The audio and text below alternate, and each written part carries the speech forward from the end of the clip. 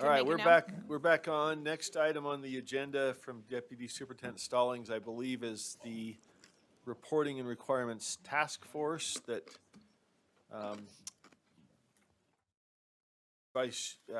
Member Davis is the vice chair of that committee. I'm the chair. Member Straight's also on that committee, and we've had a lot of discussion since August about opportunities to streamline reporting requirements.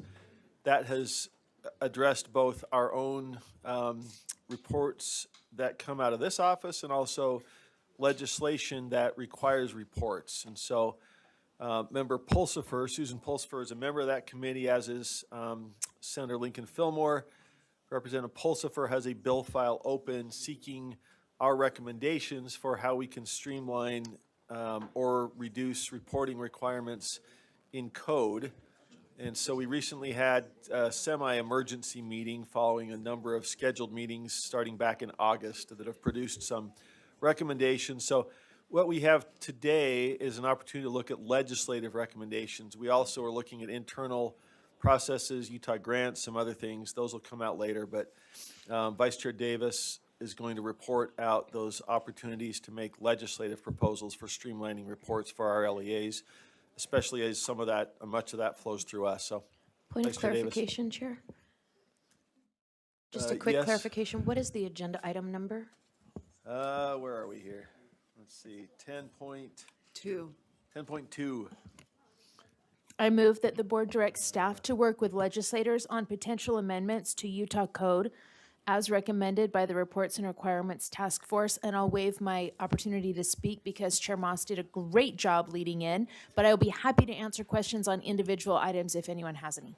And I sort of provided the background, but we had some very oh yes, we need a second. I'll second, and then I'll just say that my background sort of set the table, but there are several specific items in here that Vice Chair Davis would be happy to address. So any comments or questions? If not, then the motion on the floor is, I'm sorry, let me pull that back up. It's behind you. Oh, sorry, there we go. Motion on the floor is that the board approves the recommendation, that the board directs staff to work with legislators on potential amendments to Utah Code as recommended by the Reports and Requirements Task Force. Any discussion of the motion? If not, all in favor, please raise your hand.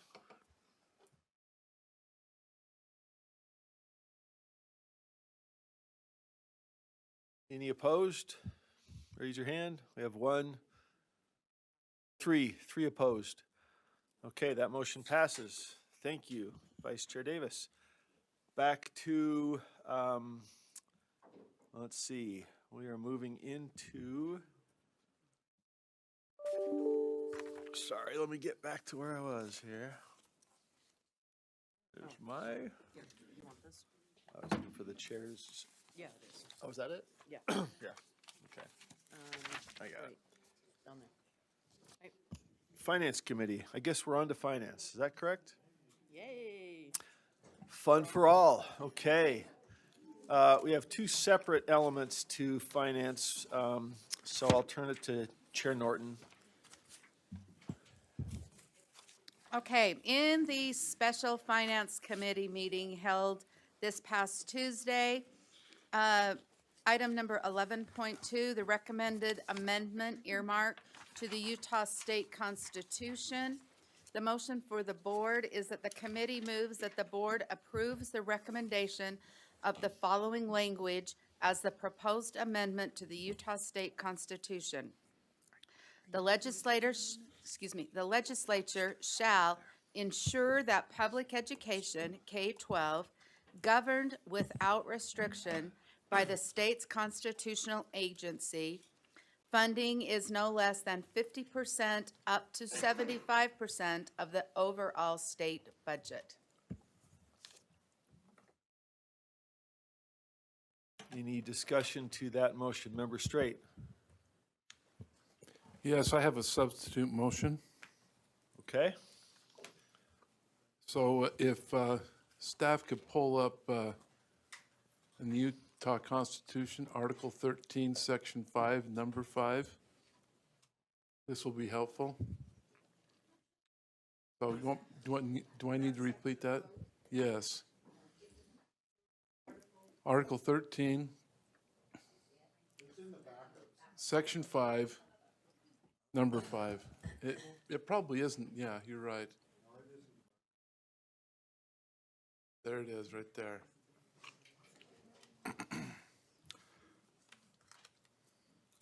So my substitute motion is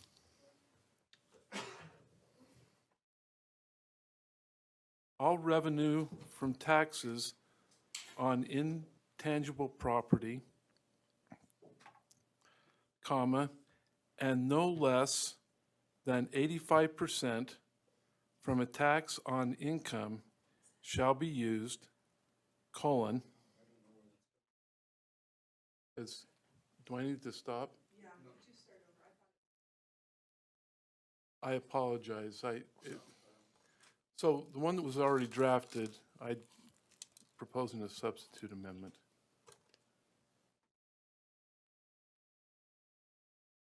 Do I need to start at the top? All revenue from taxes on intangible property and no less than 85% from a tax on income shall be used, colon. We good? A, to support public education at no less than 50% of the overall state budget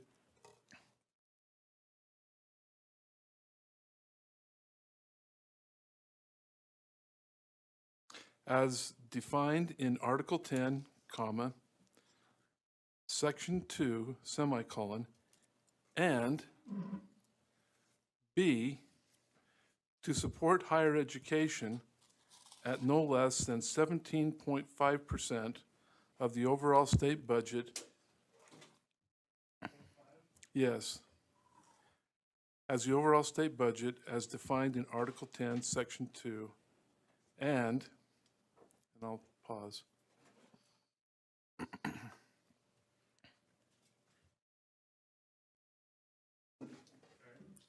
C, to support children and to support individuals with a disability at no less than 17.5% of the overall state budget.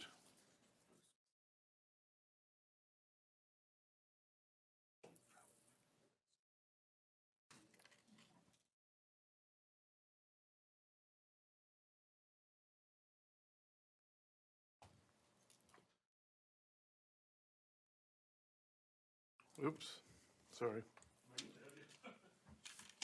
No, that should be the end.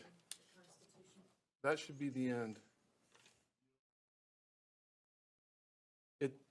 It's not listed that way. Is it? period after budget. Yes, with the disability, period.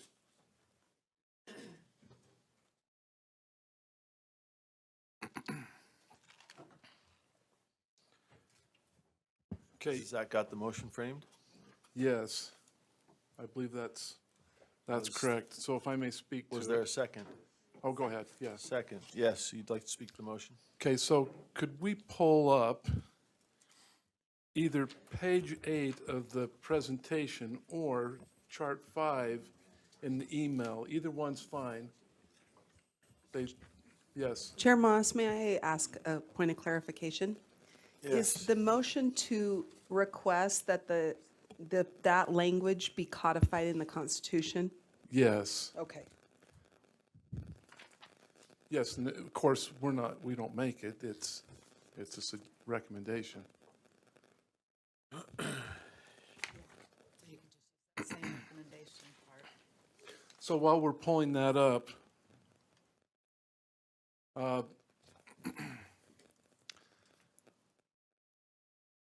one of the things that has been going through my mind for several weeks now, had the emotion of 215. But when it comes down to it, my heart is education. And that heartbeat drives me. It keeps me going. But I also have a great love for the state of Utah. And as I looked at what was happening in the general fund of our state, there is absolutely a funding imbalance. It's real. I can't deny it. And as a Utahn, I have a strong desire, as has been expressed by others, to support, defend, and protect education. But I cannot be the type of parasite that destroys its host. And in regards to the state of Utah, we need to give flexibility for access of funds, while at the same time, I feel like that we have a responsibility to also protect education. And I know that there are those that say, well, this will never go at work, they'll never go for numbers. And in actuality, I want to suggest that those numbers, I'm not set in stone on those, but I think an evaluation, at least on the education side, is what the charts will show. The 17.5 and 17.5, those are placeholders. I don't know where it lands, but I can tell you this. My evaluation, without being exact on the math, is that in the 2023 element of what the budget's at, that would be $350 million above and beyond where we're at for education. And on the flexible side, the part that we would leave unrestricted for the legislature, that would represent just over $1 billion of flexibility, which is 5 times what is needed to meet one of the things that our legislature would like to do, and it's been talked about in the media quite a bit, is to remove the tax on unprepared food.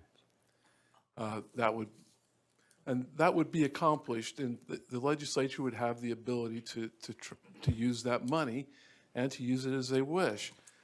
Now, can we put that chart up?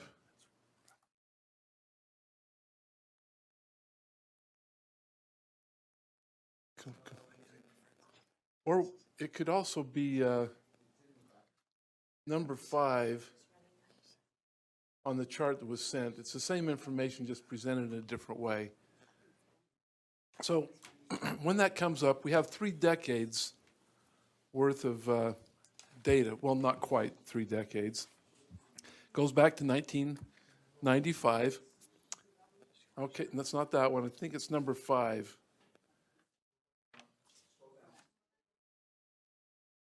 Yeah, just scroll down. Yeah, so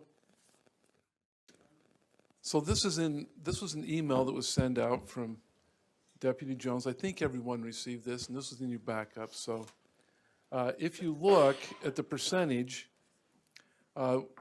pretty much it ranges from 43 to 51.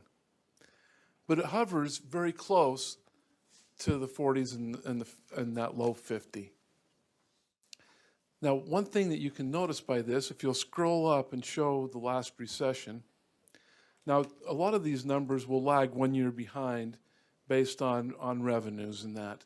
So the recession began in 2008, but it really starts showing up in 2009 and 2010 as far as in the tax rolls. If we could go back to that first chart again. I mean, the one at the end? Yeah, the one at the end.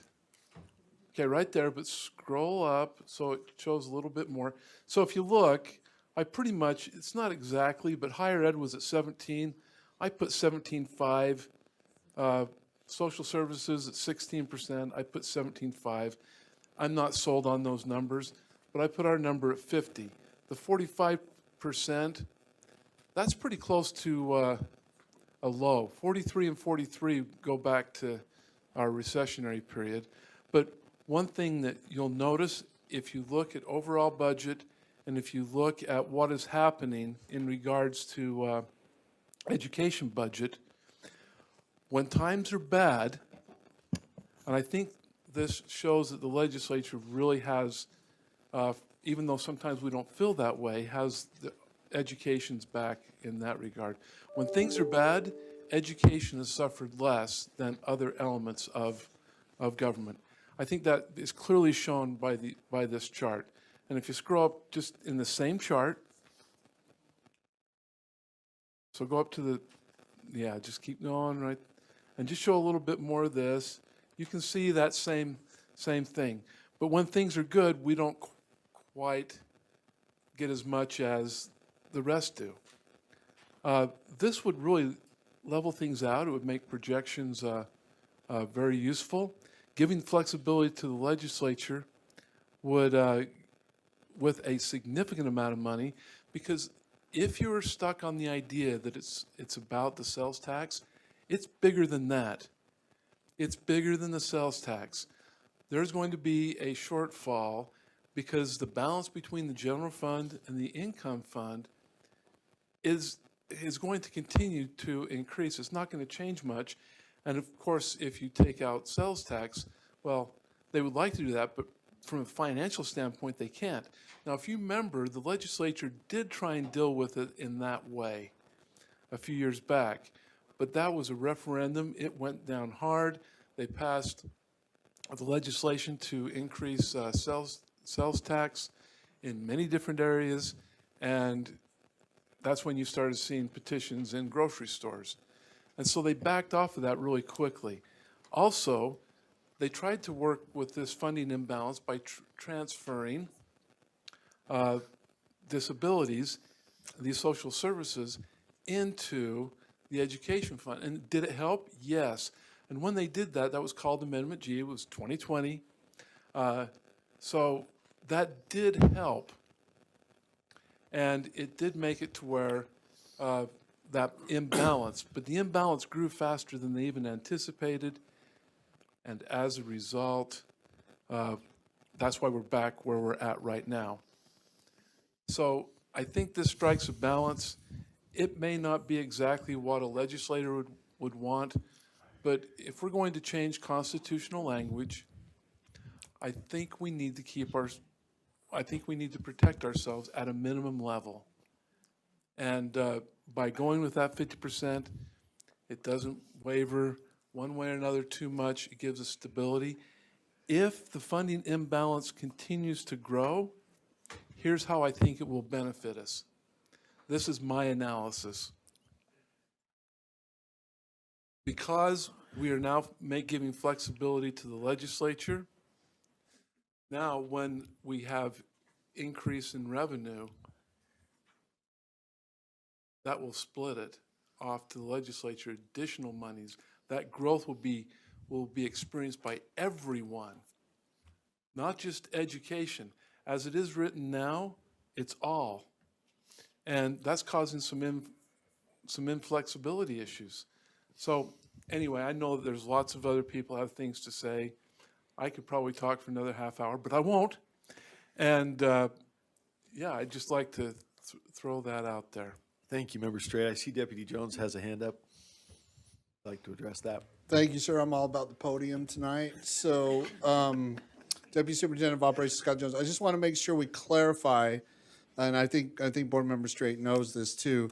So this is inclusive of ITF and GF, general fund, right? Because your social services is funded out of the GF. So, sir, your language in the motion, right, tends to be centric on ITF percentages. So I just want to make sure that we clarify that so that you have an opportunity to clarify your percentages as the overall budget, right?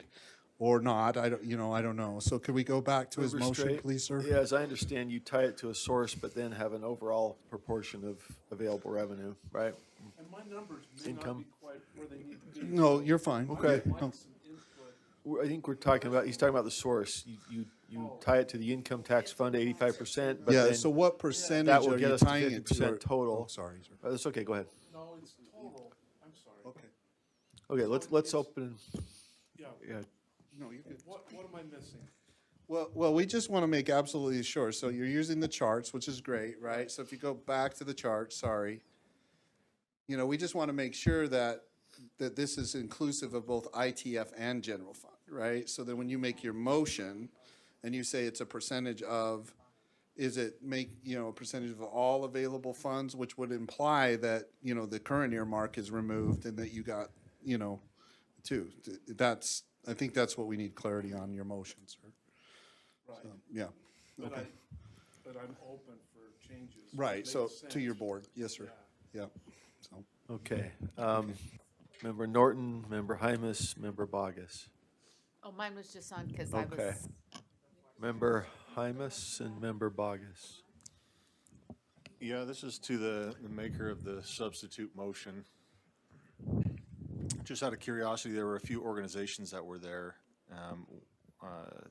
One of a board member in my district reached out to me, and I invited feedback and haven't heard any. Did you work with any of these organizations, or is this just something that you have contemplated and thought this is the best route that you see for the board?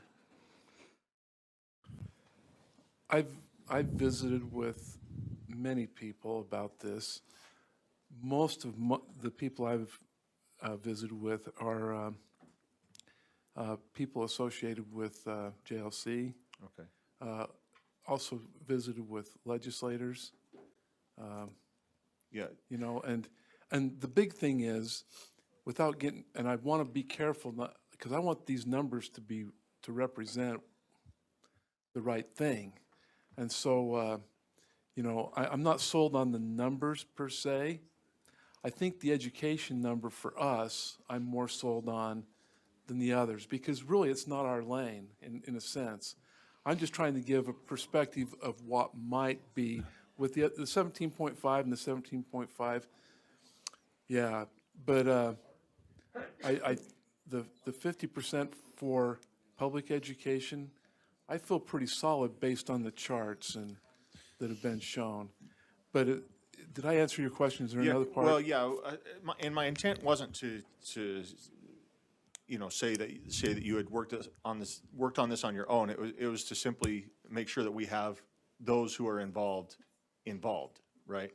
But to your last comment, if I can, why not just stick with the original motion if we don't know about the 17.5, and we definitely want the 50%, and why not just say we want between 50 and 75%? Why make a substitute motion if that's what we're looking at here? So I think and that's a great point, I think for purposes of clarification of what it would look like with those numbers. And really, for me, I want validation of numbers and what it really means, because my calculations is that this will produce $1 billion of funds that will be under the direction of the legislature while still protected from the income fund. Now, if I'm wrong about that, I want it shown, because, this is it's important to be right on that. And so I feel very confident in that 50%, but I could be wrong there too. Follow-up, Chair? Yes, sure. Just out of curiosity, do we need or can we determine where the tax money comes from? Right, in the recommendation or the substitute motion, talks about all revenue from taxes on intangible property and no less than 80. So most of that, I just kept the original language. Okay. Because the original language was all of both. Yeah, Okay. so both your income tax fund, it was all of that. This unrestricts, so it was restricted for that. This unrestricts it for the legislature to meet their cliff. That clarifies. I guess in my mind, I'm like, I don't care where the money comes from, just give me the money, right? That's Right. kind of crude, of course, but I just didn't know if we had the authority to say, yeah, this is where give us the money and this is where we want it from. But if it's Yeah. already in verbiage, then that makes sense. But I right. would like Let's- analysis, and I welcome it, and we could actually drop those percentages out But if those percentages are wrong, I want to know that because it affects the numbers, whether you work from the bottom up or work from the top down. Let's turn to Member Bogus. I don't think it's the numbers. I think it's the source that's the problem, and I'll speak to that in a minute. But Member Bogus, I would move to amend this motion, and staff, if you could call up that amendment. There's just some minor changes. One is that in number 1, I moved, because we had a misplaced modifier in those 2 sentences, so I mobilized the modifier. And then I specifically, the red, governed without restriction by the state's constitutional agency. And I added the words K-12, preceding public education. I think that it needs to be an and there, and that there needs to be clarifying language there. And if this is the direction the board is headed, I believe that we should head this direction with those amendments. is there a second to that amendment?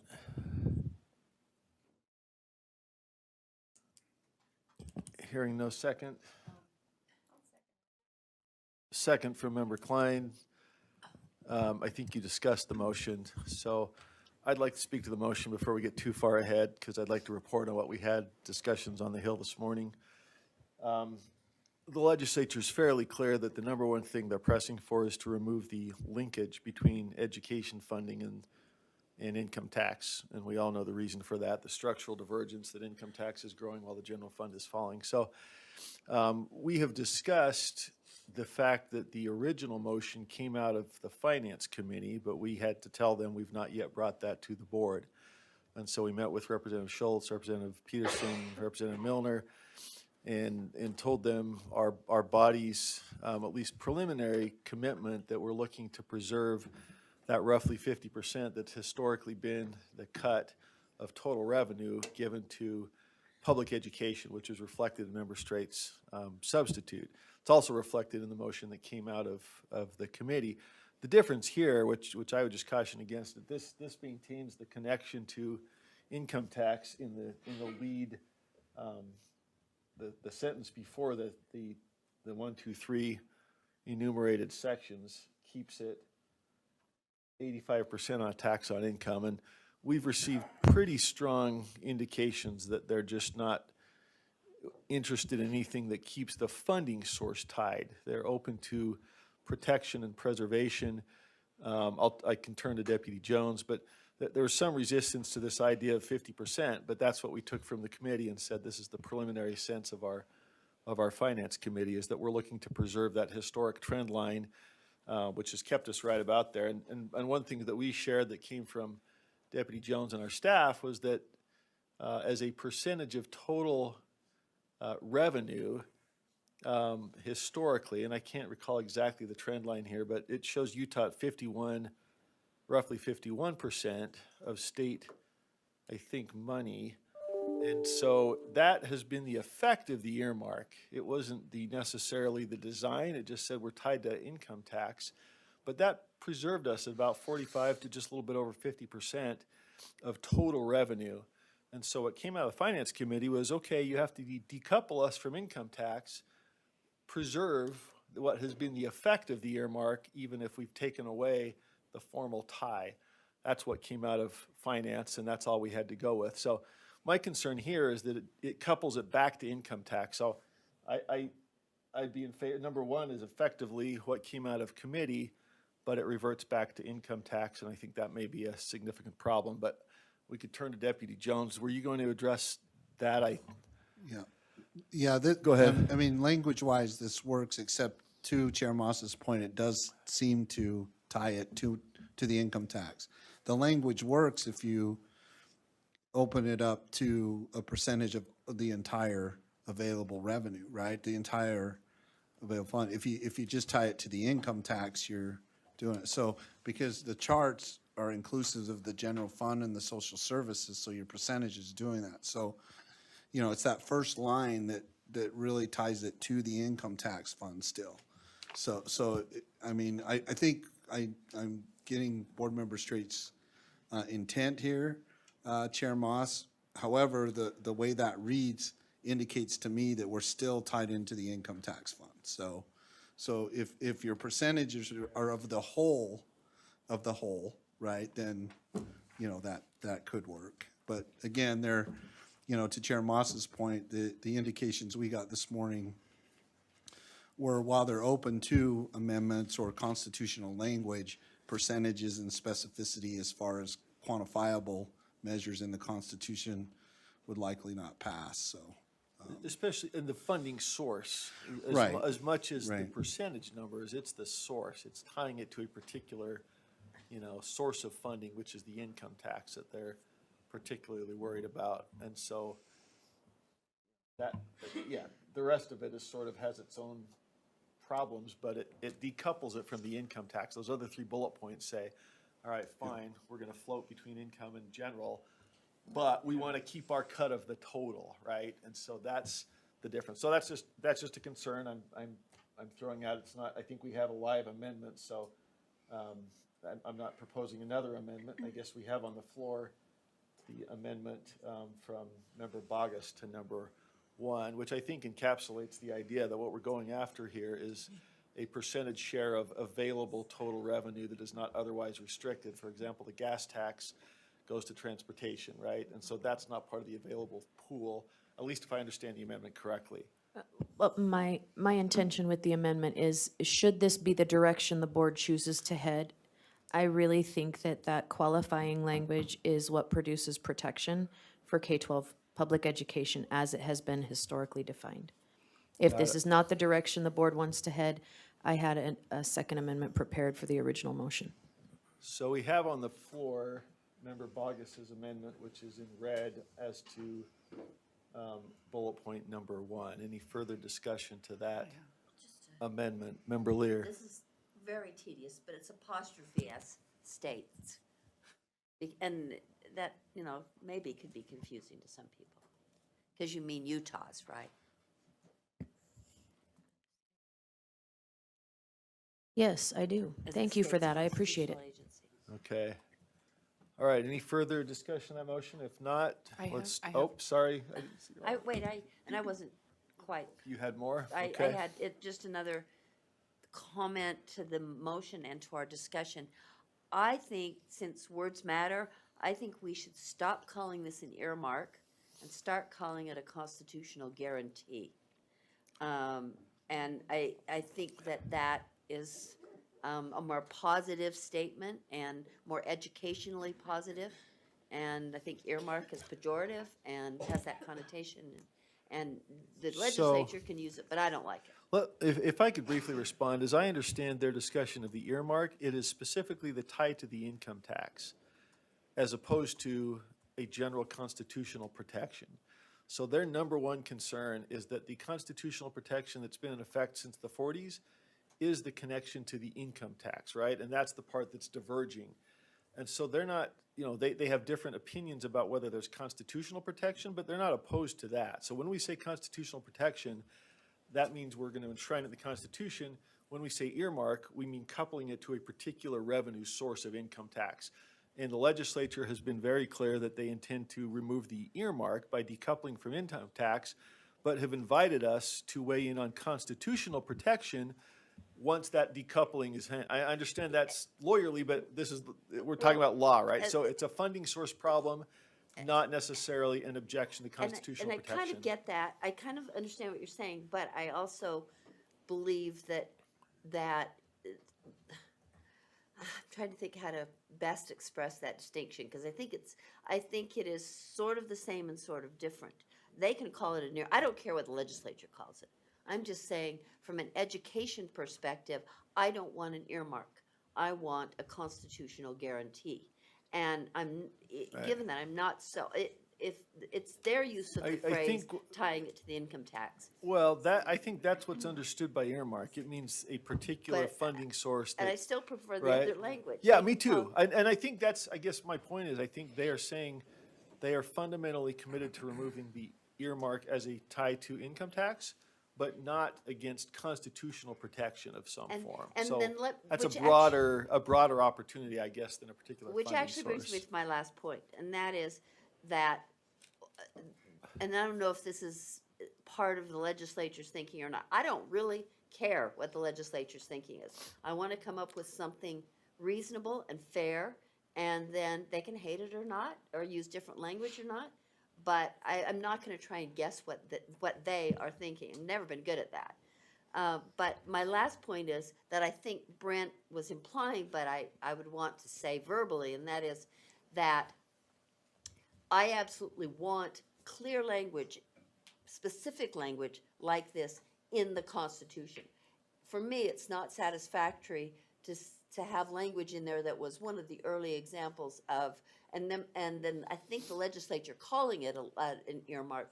The legislature shall have flexibility to make statute that allows for blah, blah, blah, blah, blah. Right. My point is, I want the amount, the number in the constitutional language. And that's been the clear message from us and everybody in that discussion. Okay, and I wanted to just make So, sure it's yeah. stated, even though it's obvious. Thanks. That's absolutely 100%. And so the only question is that protection a connection to a particular funding source, or is it a piece of the overall pie, right? That's and it's important distinction, because that's what's on the table. And I know we're is trying to how do stick we to get Robert's protection? rules, but that makes me come back to one point, that it is also important that you didn't make me, I just forgot.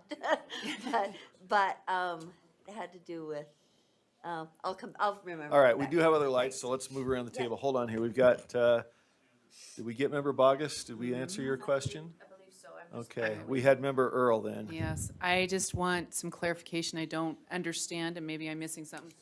I don't understand what governed without restriction means. What is that referring to be governed without restriction, those funds? So we have in this legislative session, we've seen publicly funded education or public education funding redefined by HB 215. And so when we talk about the public education budget, we are speaking to the budget that the LEAs and the charters that we govern. And if that is not constitutional language, then what happens is that word is redefined in the present legislative cycle, and the siphon out of that budget can continue unchecked without that language in the Constitution. Okay, I don't know I guess that's not meaning the same thing to me, and I don't know if reading it means that. That's why and to me, when I read that, it's saying governed without restriction. Need the commas, What's that? Something, I don't know what it needs, but it's just saying that, commas.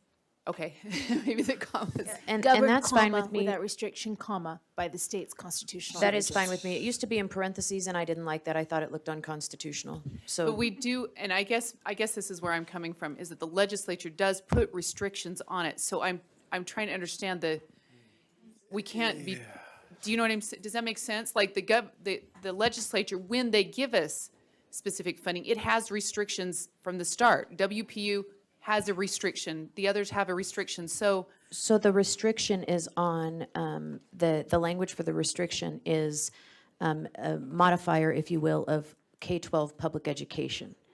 K-12 public education that But it is says governed by by this the- agency without restriction. Can I ask a follow-up? Does that mean that you would be reserving no less than 50%, and that money would then be used without restriction? Or is it No, that I'm the talking pool of about available the money is- entities governed. Public education governed by this agency without restriction shall be funded at X. I'm not talking about unrestricted funding. I'm talking about funding in general, and the LEAs and the agencies that we govern shall be governed without restriction, and they shall allocate 50% of the budget to that system, that siloed system alone. So that would dissolve any restrictions on current K-12 funding. Is that what you're saying? No. I'm still, That's why I'm confused, because I'm not sure, even if that's what your intent is, and in moving it forward, that was our intent, I'm not sure that it says that. It suggests, it doesn't just suggest, to me, it says that the entity itself will make those determinations. It suggests that it's outside the realm of the legislature, but that's just what the language says to me, so. I'm open to reframing that language. I just want to be clear that the siloed system that we govern without restriction has access to that funding, even if the funding itself is restricted. I'm not sure. Anybody else have questions? Needs to go or- to public ed, not private ed. Let's go to, Public dollars I need to go mean, to public ed. anything, there's a lot of money that flows through public ed, and so there's a lot of, above and below the line, right? And there's this, that, and the other thing on it, and I don't know that, if the intent is that this will dissolve some of those strings, or is it that we will have access to 50% of that pot of money that is available to the legislature without other restrictions like the gas tax? I had thought it was the latter, but I think you're talking about, So I'm not talking about Restrictions on strings K-12. on funding. I'm talking about restrictions on the governing authority of USBE. And that 50% of that budget needs to go to the institutions that, and the framework, maybe rather, that we govern without restriction. If there's a restriction on our authority of a certain program or certain, whatever they might be, that this money can't be siphoned out into that program, that it goes to siloed K-12 public education as it has been historically known in this state. That is what I'm Okay. trying to say. Any other If I've done it poorly, I apologize. I think remember straight? Yeah, so I think to put K through 12, we may not want to do that because it says to support public education as defined. And so Article 10, Section 2 does define what public education is. So I think it may be superfluous to put that there. I'm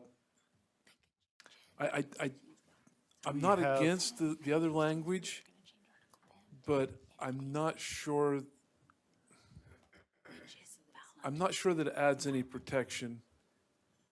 Do we have further discussion of the motion, or should we tee it up for a vote? Is there, Member Davis, Member Norton? I'm sorry, yes, the amendment. We can tee up the amendment, but speaking to the amendment. I do. I have a question about the K-12, and having it not say P there. So, I thought we were pre-K. Are we responsible? And public education would typically include all of that, right? But K-12 would limit it down. Well, that's what I'm wondering. So- Are we responsible, May I, Chair? finance? Member So, Vargas? Hang on just a second. Okay. Member- I want to address that question to finance. about Question to where finance does- to Where Deputy does the Jones. P fall in this? Are we responsible for the pre-K, or we just K-12? Member Norton? Oh, sorry. Yeah, Deputy Jones, and then back to okay. Member Vargas. Okay, so Chair, if I can clarify the question, so for the, It says K-12 public education. right, Are we responsible as well for pre-K, the preschool part of it? not for the funding of it, no. Oh, is that what you mean, or, yeah, okay, Chair Moss, is that what you mean? Yes. Yeah. But If you since we're could. amending the Constitution, could we be? So to be fair, my intent with Member that, Vargas? ladies, oh, I apologize, No, you got it. was in the spirit of preserve, protect, defend, which was what we were tasked with, is to preserve and not reallocate. And so the intent is to preserve the system, and if the legislature wants to fund pre-K, great. But that we're preserving the K-12 budget as it is presently, and that is where that language comes from. It's not trying to do anything weird or I don't know the word, but it's just there to preserve funding in its infrastructure. If the legislature wants to allocate another $50 million to pre-K, that's their business. But this is in the intent of preserving the present funding. Member Norton, follow Yeah, up? I just was going to follow up real quick. I don't have any problem with that whatsoever. I just wanted 100% clarity on, does pre-K come out of this budget? And apparently not, so it shouldn't be there. Member Straight, and then over to Member Klein or Davis? I would like to make an amendment. I'm not sure if let's see. I'm first. We have a substitute with an I'm amendment. first. Can So I have think a we can do second one more. amendment to the substitute? One more. I'm first. All right. So without erasing, Oh. I'd like to strike 2 and 3. because I only really put that there. It's not our lane necessarily, so let's strike 2 and 3, knowing that that idea or concept Oh, is there. you're right. That's not an amendment to the amendment. I'm sorry. Let's hold on that. Sorry. Oh. Let's get the amendment, which is Member Bogus's. Member You're Davis, right. did you have something to the amendment? I support the amendment, but I'm in queue for the other. Okay. Okay, All right, we'll so, wait. let's take a vote on the amendment, which is Member Bogus's amendment. The red lettering is the amendment, which would change item 1 to read, to support K-12 public education as defined in Article 10, Section 2, and governed without restriction by the state's constitutional agency at no less than 50% of the overall state budget. Chair Moss, Any further? just to Yes. be fair and sporting, I moved the modifying phrase in both 1 and 2, but I don't know that it matters.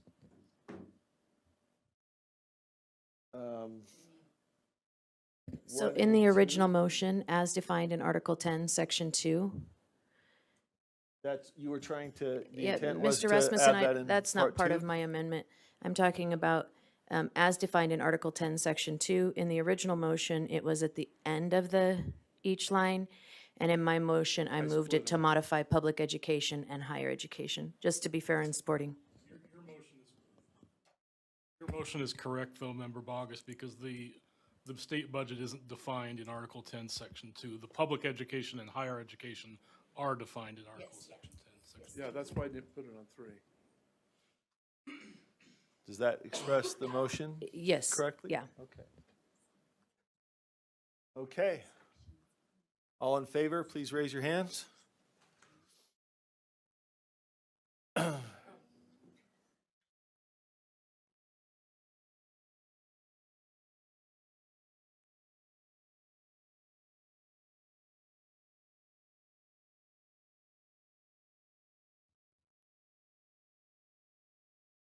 That motion passes, correct? Okay.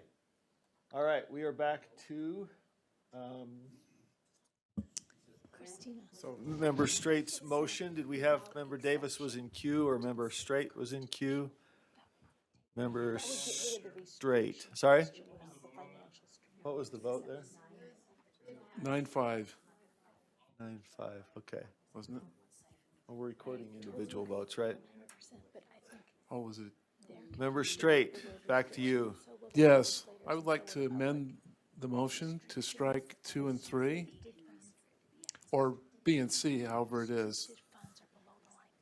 And also Do you have to a second? strike. Oh, sorry. Oh, I'm also striking,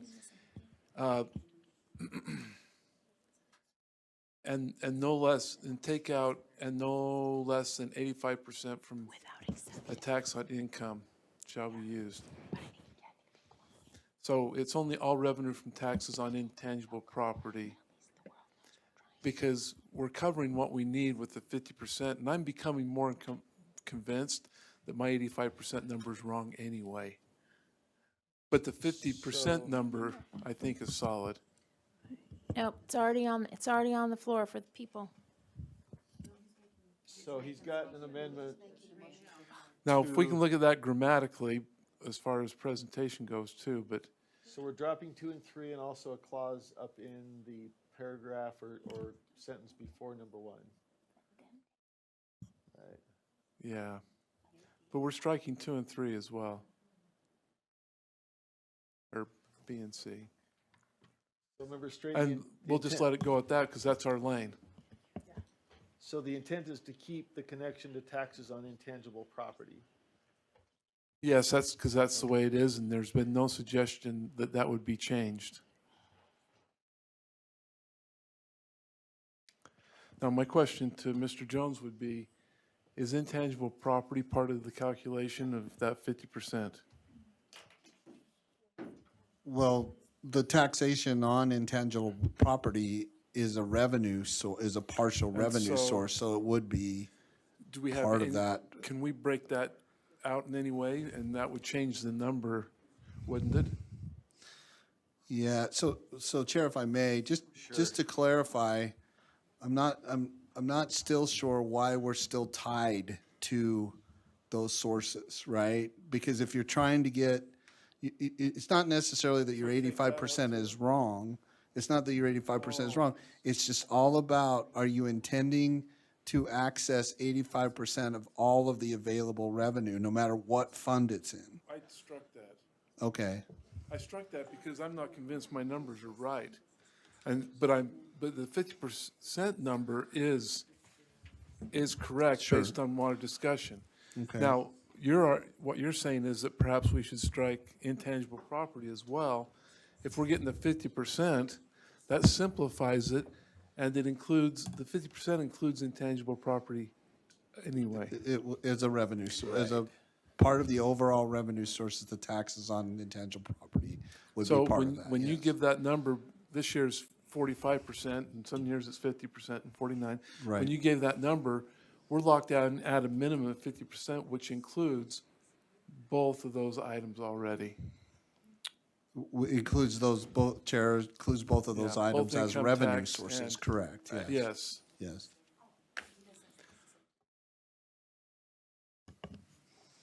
So do we have, what's your preference, Member Straight, on the motion?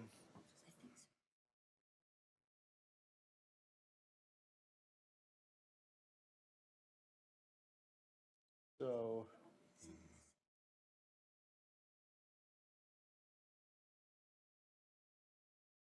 Would you, what would you be striking then in this? Well, that's, Well, 2 and 3. what would you like to strike in the All of sentence 2 and above 3. number 1? Let them deal with that. This is our lane. The Right. only reason I put that in there is for trying to give some context of where we were at currently anyway. If you look at that fifth chart that we were looking at earlier, it actually spells out those items anyway. And maybe higher ed won't matter. It sounded like when they came and did public comment in our committee meeting on Monday, it sounded like that a lot of the disabled advocates were not so sold on being part of the equation anyway. That they wanted to go, maybe even go back. So that's just to simplify it. So to support higher education all the way down to budget at the end, strike it. And But it's part of our conversation. the sentence Just above, number 1. the sentence above number 1, what's your pleasure there on what to strike and what to keep? Are you intending to keep it tied to a particular income source, or just say? I'm fine with that. We don't, So you'll it's not keep- necessary. That gives the ultimate flexibility, and we still get a number, because what I'm hearing from LEAs, what I'm hearing from board members is when 215 was passed, we can think whatever we want of it. The first thing out of their mouths is, you know what's next? And actually, before it even passed, I was at the JLC meeting, they said the next thing's the earmark. They're gonna try and take that away. And so that really, I think we could say that historically, the legislature has varied between 43% and 51%. That is a fact over the last 29 years. It has been between 43% and 51%. We benefit from having a 50% at least. I think that's very generous, and it gives the legislature the flexibility that they've asked for, and in my opinion, they need. And so I'm trying to serve both sides of this table. So does that state your motion? If up in that upper section, it clarified where the money was coming from. Because you were saying it was from income tax or it was from, but Well- what Scott is saying, I think we've got to clarify that by It's all revenue. these sources. Member Booth, that's exactly the opposite of what Deputy Jones is indicating. The clear message from the legislature is that they are fundamentally opposed to tying it to a particular income source. We don't have to That accept does that, that. but that's where they are. But So we the get our- question yeah. is, sorry, just a second. So what you've said here protects our overall cut decoupled from any particular source. The question is whether we want to still be recommending a tie to a particular funding source, which is their primary objection. That's what they're calling the earmark. So you're the master of the motion, but I think that's sort of the feedback that we're getting. I think by removing those actual, as far as income tax and intangible property, by removing that, we are solving that issue in my view, and we're going strictly off our historic funding and making it constitutional language, which will make educators, in my opinion, happy. But we'll find out tomorrow if this passes and they see it. Either I will get lots of phone calls of, hey, good job, or lots of phone calls, hey, you. And we'll go So-and-so. from there. I'm from San Pete County. I know some of those words. So this, Can I ask a clarifying this question? locks in an effect without necessarily locking in the pieces that lead to the effect. When Member we Wood. say we're not going to tie it to any income source, all income that we have are revenue. I mean, it's tax revenue. That is the income we have. So why would we not tie it to all revenue from taxes? No pet categories, no. Deputy Jones, would you like That's to what address we're that? doing. We're Okay. doing that. Well, so it says it's stricken down below, so I'm just right. making sure that it comes back. Correct. So, sorry, what? Do we not have a second for this? Okay, I've been reminded that I'll second. Member Lear will second. Okay, let's get back to Christina's next. questions of who's got the lights on. Member Bogus.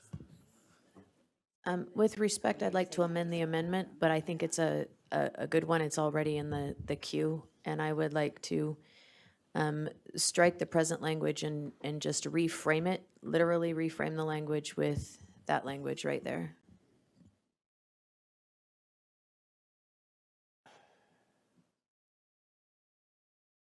Is this the top language there? That should say without exception.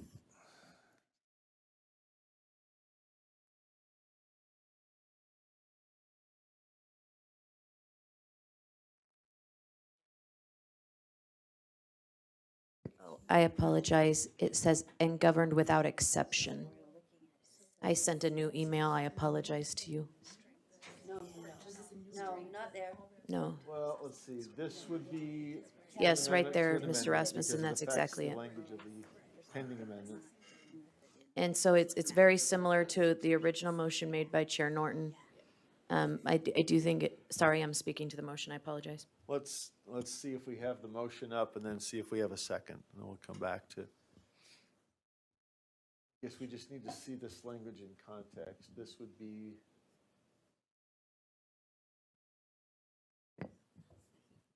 I'll second it. So this would be a constitutional provision that would ensure that. Yes, and it's very similar. Sorry, I'm speaking to the motion. May I speak to the motion? Well, let me just make sure it's properly teed up as an amendment to an amendment. We've got Okay. something on the floor. Well, can we see this in the context of the pending motion? I'm sorry, we're kind of all over the place. We got to see if this fits in with the amendment that was pending.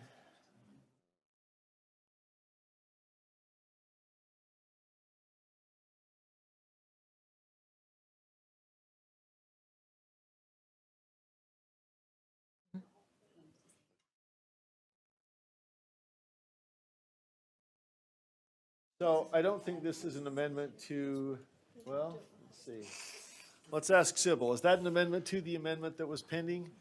The amendment that was pending being the striking language, and then Member Bogus's proposed amendment to the amendment. Well, I'm really That would just replace reordering the it. whole thing. So let's just hold on and see. We've got an amendment pending. And that's fine Wanna with make me. sure I we just follow wanted the to make order. it more streamlined if I could. Right, let's see if that's. So instead of this, it would be the language, could we pull that other language of Member Bogus up on the screen so it's right below the other stuff there and we can compare? Just below or above.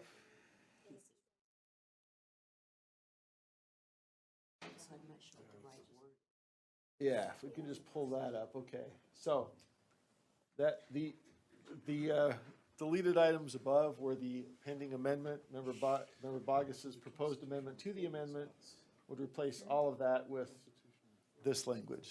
Is that in order as an amendment to the amendment?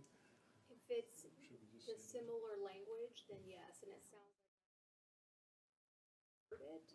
Okay, good. I just want to make sure I'm not confusing an amendment to the amendment with a substitute. But if this, That's the language. So is that an amendment to an amendment, or would that be a substitute? I think it's more of Okay, I'm hearing that that's a substitute. So let's hold it and vote on the pending amendment, and then that could be appropriately brought back, as I understand it, as a substitute, correct?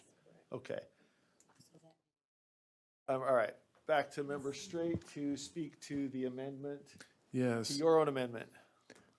I thought I was speaking to Christina's. That's been held as a, not currently in order, but a potential substitute. Okay, I'm sorry, Could- Cindy was, can I get Member Davis? I yes, please apologize. do, go ahead. I'm in the queue after Christina, so. Yes, so I'll, Well, hold on, let me look at my, okay, I've got Davis, Bogus, Lear, Wood, Hart, and Straight. Are those all for Member Straight's amendment? Yes. Okay, Member Davis. Just speaking to Member Straight's amendment, I support the striking of 2 and 3 because that's not in our lane. And when I looked at the original language, the 85% of the income tax and the 50% of the overall, I was like, no way, that's never gonna fly. But then as I thought about it, I thought, it's a preservation. We're currently at about 86% of the income tax fund, and it actually is a preservation. And as that income tax fund grows, that would give us growth. I think the 50% part's the more realistic part in the work that we're all doing together, and kind of giving up that tie to the income tax fund.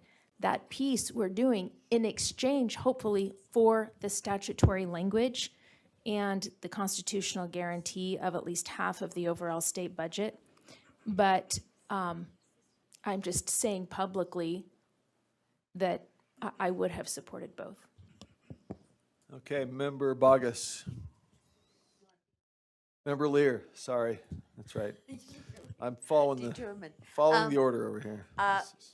I have two comments that are completely different. First of all, I wanted to ask Scott, one of the things that's troubled me about this discussion, and we got sucker punched with the 215, sort of, in that the proponents were calling, were saying there was a $10,000 WPU, which is, or $10,000 payment per student, which is not accurate. We know that, but they were bootstrapping in various federal funds as well as some local funding. I want to see what the right word is for overall state budget, or should it say, so that we're clear that it can't be 50% of the income tax plus the local portion plus Title I schools plus, so is overall state budget revenue? What is the phrase that will protect that? And then I still have one other completely different issue. Deputy Jones, and I think, Deputy Jones is who I'm looking to. yeah. Okay, well, my, Chair, my suggestion is, or answer is overall state revenue. State revenue, okay.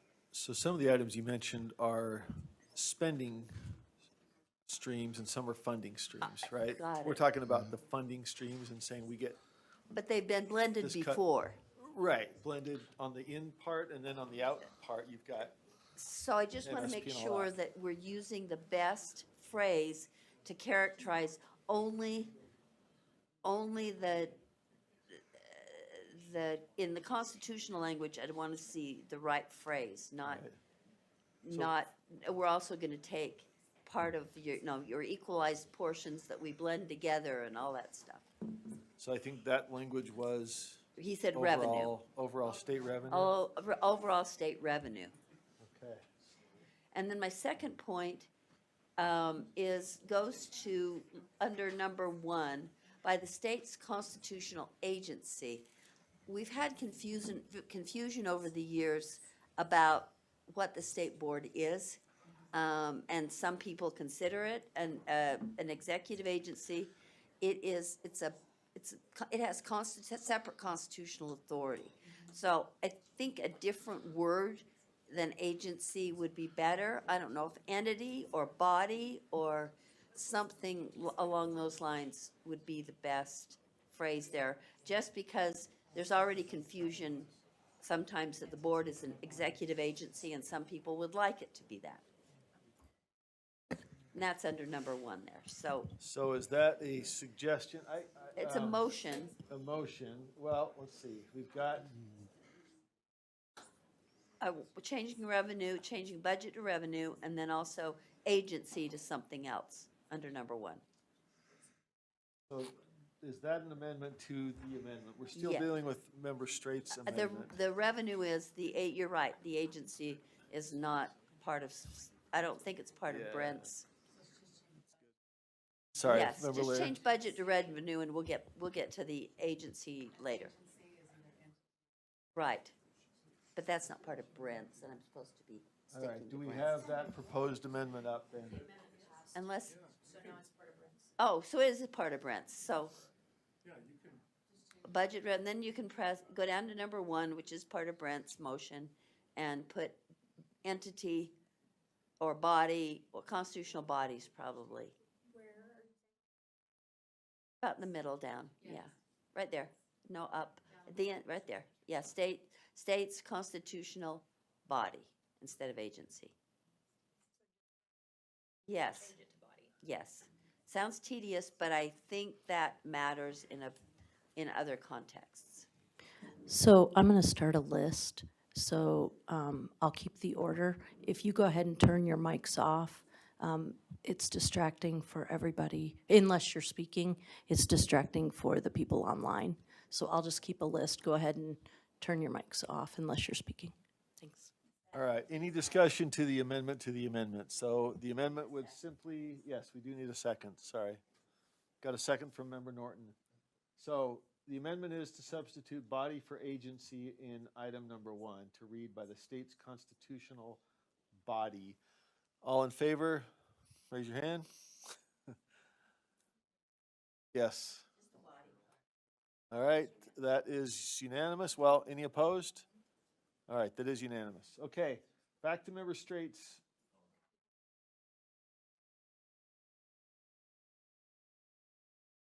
Right, Member Straight's motion with the proposed strikes is up on the board. So I guess one question grammatically, that the board recommends the legislature initiate the amendment process to amend the Utah State Constitution as follows, shall be used to support. So.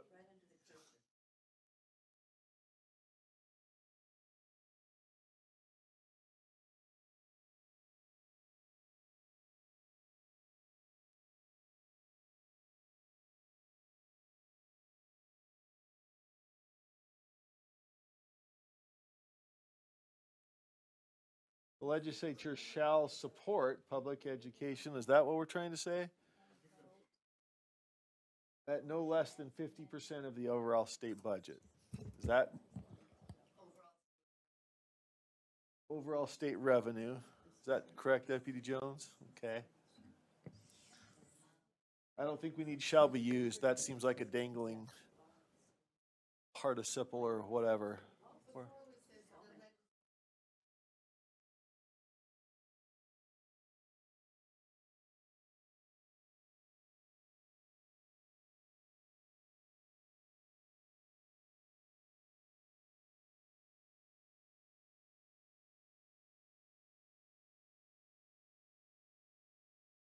So, okay, and that leads into, we might just add that. Never mind.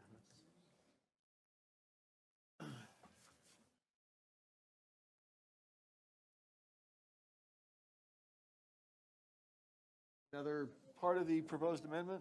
Okay. We,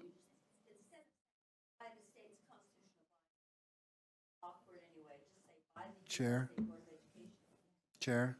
Yes, So Deputy Jones. can we do Article 10, Section 3 is what provides the Utah State Board of Education general authority and supervision over public education. So you can just reference, as referenced by Article 10, Section 3. So it, I don't know, Ben, do you have access to Article 10, Section 3? I'm not screen sharing. Okay. Yeah, so if you look at that, ma'am, that's the one through the chair. If you look at that, ma'am, then that's where you get the definitive language about Utah State Board of Education. Yeah, right, okay, yeah. Okay. Sure. Section Do you 3. want to switch state's constitutional body to USBE? This is Board Member Lear's motion. Your motion, Member Lear, what's your preference?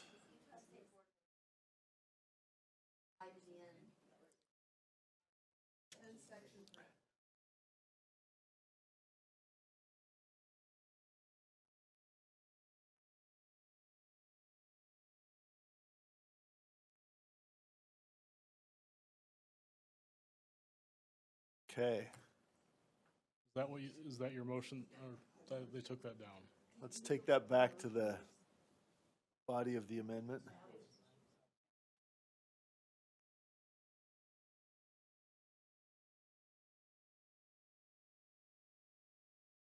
So in blue there, is that your motion, Member Lear? I don't like the word.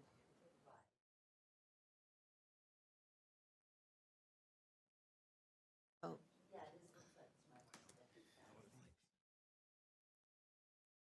Point of clarification?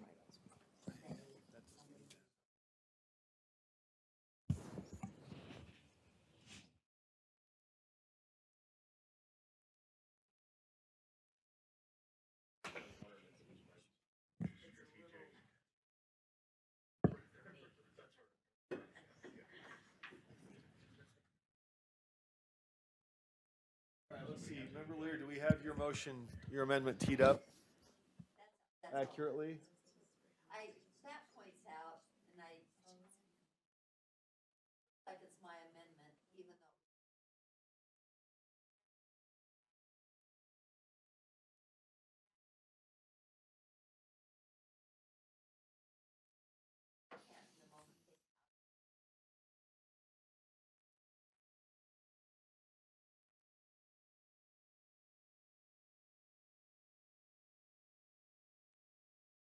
Well, if that's let's see if you've got your amendment as you'd prefer it, and then we'll see if we have a second and we can.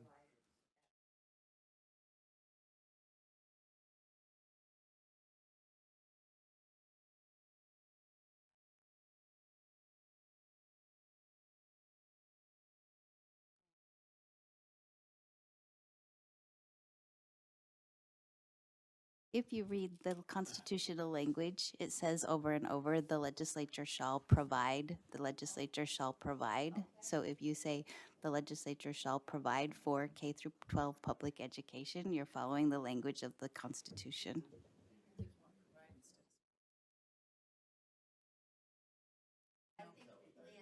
Support at no less than. I'll provide for.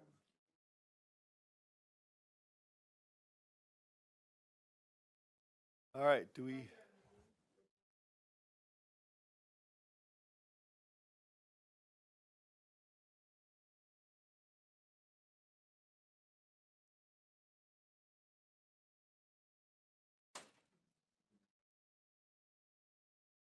Okay, do we have your amendment, Member Lear?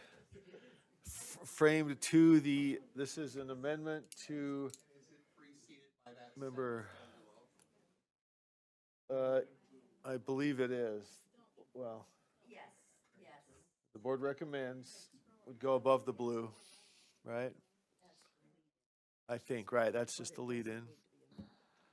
Point of order. Just a question. Do Okay. we need to write, it says shall provide at no less than 50% of the overall state revenue. Provide for, is that clear? Do we need to say, Provide for K-12 public education. Or do we shall fund K-12 public education as defined? Is that a Can I friendly respond? member there? Leanne pointed out that the language in the Constitution says that. I know, as long as what we're saying means we receive the funding. Shall provide funding, member Lear, is that friendly? Yes, I guess that could be manipulated. It's pretty Machiavellian for you. Yeah. Shall Shall provide funding. funding? Yes, let's Okay. do that. Is that clear? Okay. Does that do it for you? We may have a motion. Let's see. Member Lear, does that Yes, sir. accurately I state think it, the motion? shall provide funding. Public education is defined and governed without exception by the Utah State Board of Education as provided in Article 10, Section 3, at no less than 50% of the overall state revenue. Yes. That is that does reflect my So amendment. as stated, that Yeah, thanks, everybody. that would include items that are otherwise protected. Well, this is a question for Deputy Jones. Would that language include revenue sources like the gas tax that currently have some form of earmark attached? And do we need to have language? Those are restricted. So do we say something like available or unrestricted overall state revenue? Or is this, well, Yeah, I would recommend that you go with this and let us sort the language Okay, out with the perfect. attorneys, because, all right, you know, it's. good enough. I hear you. As long as you know what we intend. Do we? I yeah. do know what you're intending. If we start getting into, you know, restricted, non-restricted gas tax, food tax. Yeah, I just okay. want to You're make gonna sure get- this doesn't bootstrap in Right. the local amounts and stuff like that. Right, got it, okay. So, that's on the table. Do we have a second? It's been, I can't remember who the original second was. We have Member Second. Straight as a second. Any additional discussion of the motion? Member Bogus? I'm just wondering if we need to say state tax revenue after all this. Can we just say state revenue? Are there other sources of revenue beyond taxes, Deputy Jones, that would be part of this funding? Fees? No. Well, I guess there could be, sir, but I wouldn't get tied up on that. I would Okay. just say. Is that all right? Okay, with that overall revenue. clarification, all right, Sir, all, say overall revenue. all Because revenue then that's and- all sources of revenue. okay. I think we got it. All in favor? Raise your hand. Any? We're what? Member Earl? Okay, all opposed? Any opposed? Okay, Member Earl. Okay, that motion passes. We're at 13-1, I believe now, correct? Okay, Chair Moss, can I make one final comment as you go to? please, to- and we're to- not done with the discussion. We still when have you- other items, but yes. When you go to this and they say, we don't want a number in the Constitution, will you point out lines A, B, and C, 9A, B, and C, where they put in 25% of this, 50% of this, 75% of this? Will you point that out to them? We will. Why Thank don't you you. itemize those? And these are in what section that, did you just cite for The the same record? section we worked on, Article 10, section. 13. Section 13. Section, Article Article 13. 10, section 13. No. No. Article 13. Give me a site. Article 13, 13, Section 5, number 9. Subsection 5. section 5, subsection 9. Okay, thank you. Subsection, He's got it. I got 5 different sites coming It's in. straight down the page We'll where we were find just it. All working. right, fair enough. Ready? 11-3. Thank you. Staff's got it. Okay. All right. Ready Look, for I 11-3? would just like to make a comment, if I could. One, and I'm not making a motion, I'm just throwing out a report from the meeting this morning was, and I'll just leave this with the body to take action or not, that one suggestion that was thrown out that seemed to find some reception was a possible amendment to the Constitution would be that, quote, subject to revenue, the legislature shall support an established statutory public education funding framework.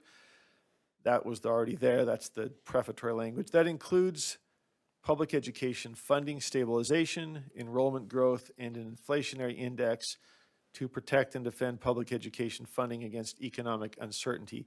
That was thrown out and then prepared by Deputy Jones for possible action by the body, and I'm not sure if that's been distributed, Deputy Jones, or just handed to those who were at the meeting this morning. Right. So that basically is a different approach. It would put in the Constitution effectively what is currently in statute in 375. 375, 357. We got way too many numbers going around here. So that is the concept, that 357 would essentially be constitutionalized to protect public education stabilization, enrollment growth, and an inflationary index. So that is a report back from the group as captured by Deputy Jones. And I'm not presenting it as a motion, just making the report to the body to do with it as you please. The floor is open for any additional recommendations, including those that came out of the Finance Committee. I think there were other statutory proposals. So back to Member Norton. Chair Norton. Okay, agenda item 11.3, the recommended public education funding stabilization bill language and requirements. Motion for the board. The committee moves that the board approves the prepared recommendations 3, 4, 5, and 8 of the Committee for Language in a bill that specifies funding requirements formulas similar to House Bill 357 from the 2020 legislative session. Recommendation number 3. The statute codifies that legislatures shall provide a WPU value of $6,000 or more per student by the fiscal year 2027. Based on the base budget as of 1/23/2023, WPU value is $4,175. It is achievable, but means a 10% increase in the WPU value over the next 4 years. Recommendation number 4.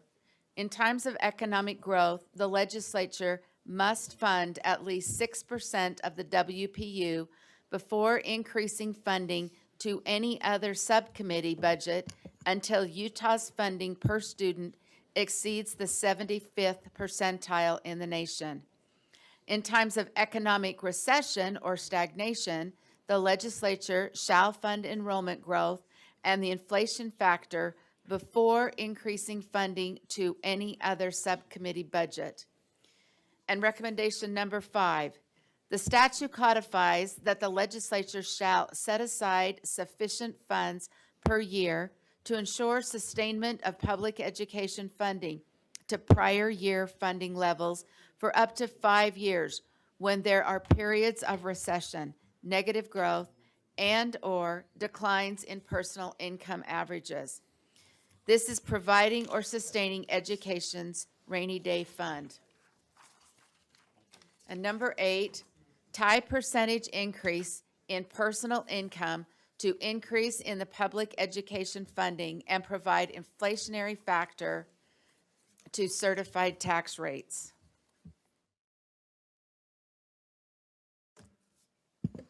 Okay, that was a Finance Committee recommendation, so does not need a second, but floor is open for discussion or questions. Member Straight. Yes, so there's the constitutional side and then there's the underlying legislation. For Amendment G, that was House Bill 357. Many of the elements of House Bill 357, which included funding stabilization factors, which I found to be an excellent thing. It has $440 million in it right now. I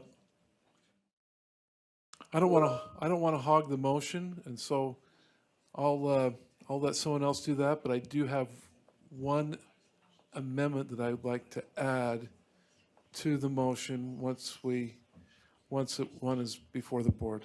Okay. Member Vice Chair Earl, then Bogus, Norton, and Davis. I want to make a substitute motion Angie, I sent you an amendment. Yep, or not an amendment, a motion, substitute motion.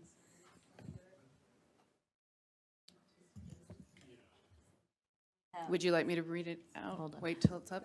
Wait till it's up. We have Earl, Bogus, Davis, Norton, and Hart in the queue, so you can turn your lights off.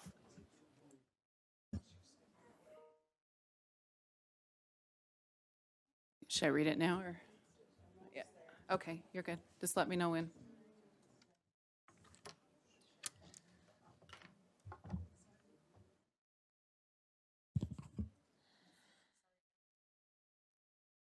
Chair, can I clarify something, please, or just ask a?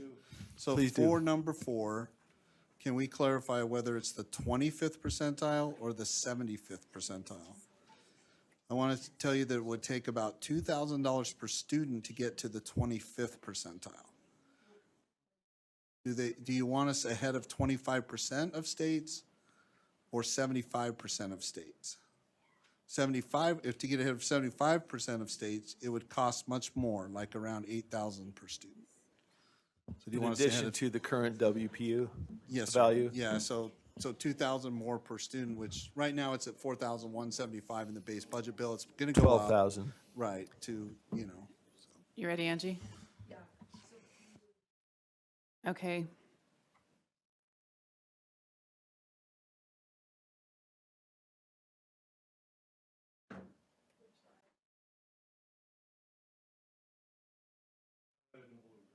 Okay.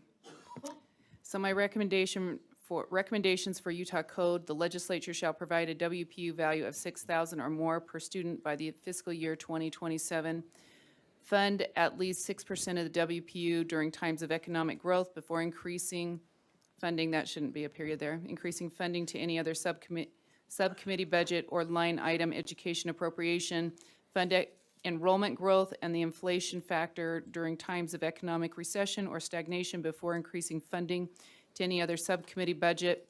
Set aside sufficient funds per year to ensure the sustainment of public education funding to prior year funding levels for up to 5 years when there are periods of recession, negative growth, or declines in personal income averages. And the last, restrict the number of public education bills in each session by setting an earlier deadline for public education bills or by limiting the number of allowed to be, I don't know, maybe that needs to be fixed, viewed and prioritized WPU funding over grants and line item appropriations. Is there a second? I would second that. Okay, there's a second. Would you like to speak to the motion? Yes, just going through trying to clean up the language a little bit. When you talk about 75% or 25%, I went online to say where, I don't know what numbers we're using, depending on whose numbers you were using, or I'm just saying it's just dependent on, I don't know. And it doesn't clarify, are we using Scott Jones? Should we put Scott Jones's number values? I just don't know. So that's the question there. Anyway, all I'm saying is that, not that I'm questioning your numbers, because you're looking good today, particularly in front of the pulpit, but. At the podium. At the podium, you're looking really good, Yep. but my point is that I think let's get something that we can just substantially get behind, that what's the gist of what we're trying to say, and I'd make those recommendations. Anyways, and I think the bill restriction, I think, is just a flat-out responsible thing to do at this point. So, well, yes.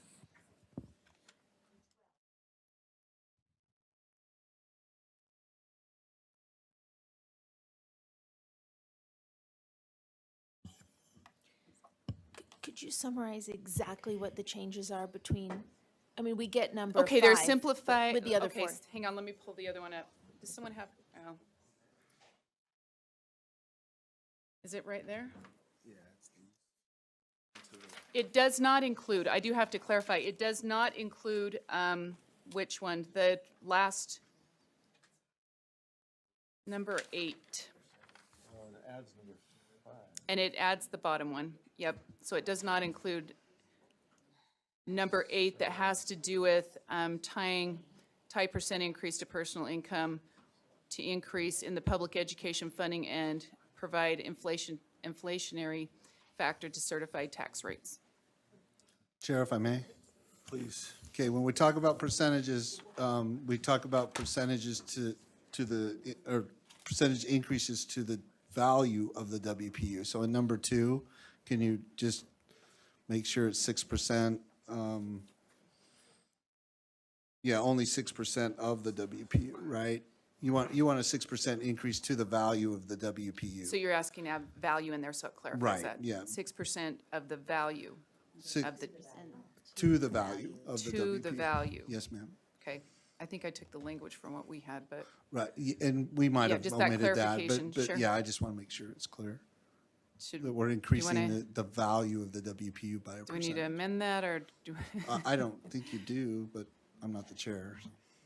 so. My second still stands. That's fine. There we go. So, okay.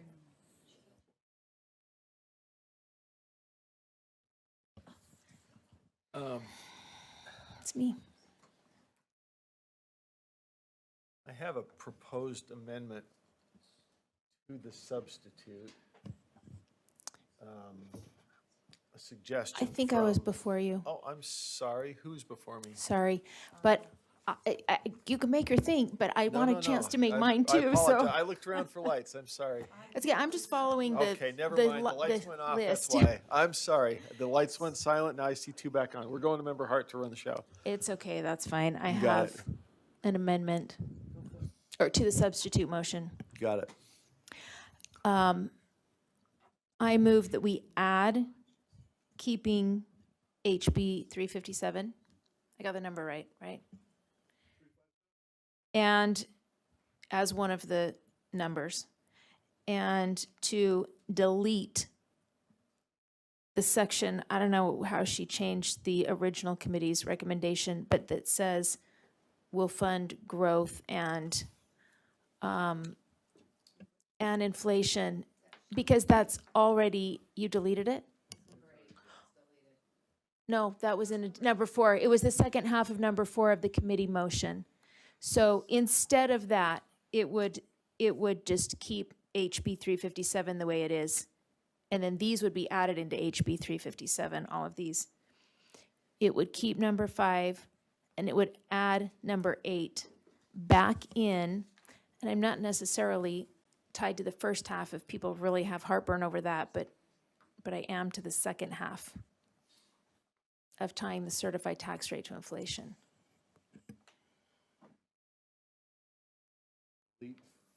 So I want to add number 8 from the committee's original motion into this Board Member Earl's substitute motion. Can we see what 3 is that's being proposed to be deleted then? Yes. Can you scroll so they can see the original? Let's see. I think it's on It was right there. 3. Number 3 is proposed to be deleted? No, it's number 4, the second half. Okay. When there are periods of recession, negative growth, and/or declines in personal income averages. No, sorry, sorry, she changed the language from the committee, so maybe it's not there anymore. Looks like she took it out. Who's she? The maker of this, of the original substitute motion. Member The Earl? committee, in the committee's number 4, it says, she just has changed the committee's number 4. So let's just say we need to keep HB 357, and we need to add number 8 back in. That's my amendment to the substitute motion. So in lieu of number, am I getting this right? In lieu of number 4, we would have the language of 357? No? I'm trying to figure out if she included anywhere the second half of the committee's motion number 4. If Yeah, she I did, thought that it needs to became be number 3. striked. Your proposal is that it needs to be stricken. If she included the second half of the committee's motion number Right. 4, it needs to be stricken from this, and we need That's to your add proposed amendment is to strike it. Is that that we, correct? that HB 357 continue, And we add number 8 back in from the committee's original motion. So.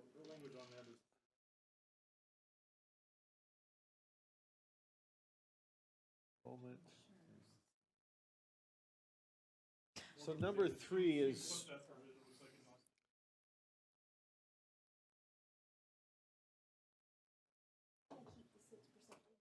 So item number 4, Member Davis, is that the one you're addressing, was the original item number 4? That was split into items number 2 and 3, I believe, in Member Earl's motion. Is that correct? Oh, so number 3 we'd strike. No, number 3 was the second half But, of the but original only the number first half 4. of number 3. Oh, the first half of her number 3, we need to strike. It says fund enrollment growth and the inflation factor during times of economic recession. Strike that and instead include another number that says continue HB 357. Because HB 357 already has that in code, not just in times of economic recession, but every year. So do you want the language or stagnation, or let's just get, No, I want continue HB 357 to be its own number in this whole list. okay, so we're adding that as a separate. And then what are we doing to item number? No, we lost half of her number 3. It was only the first half of her 3 we were striking. Well, number 3 was not really. it What a was the single- other it was a concept single in number phrase. 3, Member Earl? That's right. Fund enrollment growth and inflation, and the inflation factor during times of economic recession or stagnation before increasing funding to other subcommittee budget. So maybe we can just strike the whole thing. You're saying because that's included in 357? Just strike 3 and make the number 3 continue HB 357. Okay. All right, so the proposed amendment is to strike number 3 from Member Earl's motion, and instead, number 3 would simply say continue HB 357. Does that reflect the motion? And add number 8 from the original committee's Okay, recommendations. but we got this part right? This Yes. is- Okay, so we're continuing HB 357 instead of item number 3 from Member Earl's, which was the second half of the original number 4. And then we're adding back what was number 8 from the original list, which is tying the percent increase in personal income, et cetera. Correct? Do we have item number 8 from the original list of Deputy Jones? We got it. I think, so we're putting that potentially back in. Can I yield my time to speak to my amendment to Deputy Superintendent Jones and ask him just to explain the indexing? And a lot of these recommendations came from the field, but what that indexing part was about. Yeah, do we have a second on this? Got a second from Member Norton? Okay, and then we're going to Deputy Jones to speak to the motion. So as you know, they do an indexing of the inflationary, a 5-year rolling average. That's what most recently resulted in the 3.4%. We would do, with the personal income piece, we'd do something similar to that. I don't know if it would be a 5-year rolling average, but it's essentially the same kind of application or process that you see right now that's with the inflationary adjustment. We index to the consumer price index, the past 5 years, minus food and energy. So we do something similar with personal income. Point of clarification, that would not tie it to the income stream, just to the income itself, to the funding stream. Excuse me, I'm talking with my mouth full. Is that correct? Can you say that again, sir? Take With my another mouth bite. clear? This would not tie it to the income tax as a funding stream. It would No. simply index it to income. Right. Okay. Personal income. Got it, thank you. Yes, sir. Okay, I think Member Hart has the list. Member Bogus. So I have a question and a possible motion. My question, can it be directed to Deputy Jones? You bet, please. Sir, I just have a clarifying question. When we are comparing numbers, like from our state to another state, and we're talking WPU, are we comparing our WPU to their PPE? Because other states don't have WPUs. Right. And so, just for a point of clarification, there seems to be a disconnect in the math for me, because it seems like we're comparing our WPU to other states' PPEs. So I would just ask if that's true or false, and then if it's true, why aren't we comparing PPE to PPE? And I just, Yeah. and maybe I'm seeing that incorrectly. Okay, so Chair, if I may. Please. Why we did that was because of the earlier about the 75th percentile and, you know, or do you want to be above the states with a 25th percentile? We just did our level best to take what is reported as being the per pupil amount. And then we did the same as well, right, with the WPU. So does that answer Board Member Bogus's question or provide additional detail? It does answer my question. I would make a motion that we divide the amendment into two separate things and vote on them in isolation. Second from Member Lear. Any discussion to the motion to divide? Sorry? I assume the divide is between the contiguous HB and strike the rest of 3 and separate that from number 6. Is that correct? Yes, that would be the intent, number 3 as a whole and number 6 as a whole, if I'm Okay. verbalizing that correctly. Any discussion to the motion to divide? Chair, If not, Member I'll speak Davis? against it because the legislature will probably divide all this anyway. Deputy Jones, did you want to address Yeah, that? Chair, if I may, and I think it speaks to the motion, is pupil, per pupil expenditures, the PPE is based on all revenue sources. So we were trying to do apples to apples as if all revenue sources would be considered here as well. So, because the WPU is per student as well. So I have to make sure absolutely clear that that's what the process we took, so to speak. Yes, I So, appreciate okay, that, sir. okay. Thank you very much. And I Okay. appreciate you answering all my questions. Yes, ma'am. Thank you. Yep, okay. Okay, any further discussion on the motion to separate? All in favor, please raise your hand.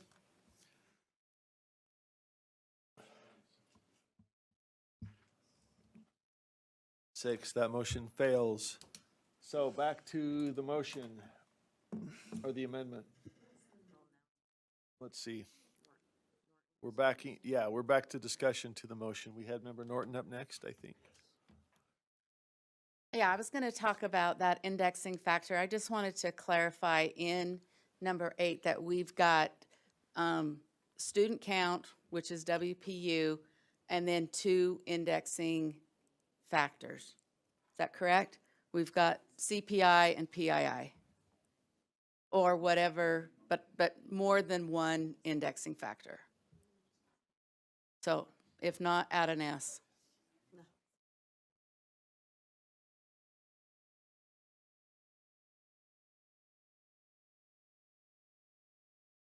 As our numbers continue to fall, I think we need to make sure that we have at least one other indexing factor there. That, I just couldn't tell from the wording how that was. is that a point of clarification or an amendment to the language? At first, it's starting off, it's a point of clarification. Okay. So is that, did you get the answer you needed on whether we have 2? We only have okay, one. It's okay, so- inflationary factor. Is there, So then is I'll it a make, motion or? then I'll make a motion Okay. to make that factors.